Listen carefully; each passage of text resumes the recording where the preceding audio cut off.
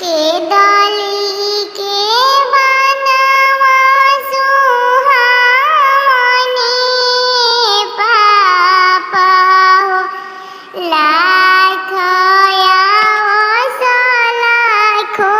जासु हो एक नाही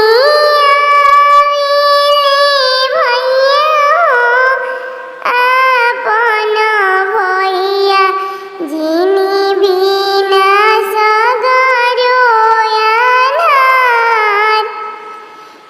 जिनी बिना सगरो अनाथ जिनी बिना बहिनी उदास बारो बरिस पर भैया मोर अइले हो खड़ा भइले के डाली के छाव हो केने गइली दूल्हा री बहिनिया हो जो है तारी भैया के बात के डाली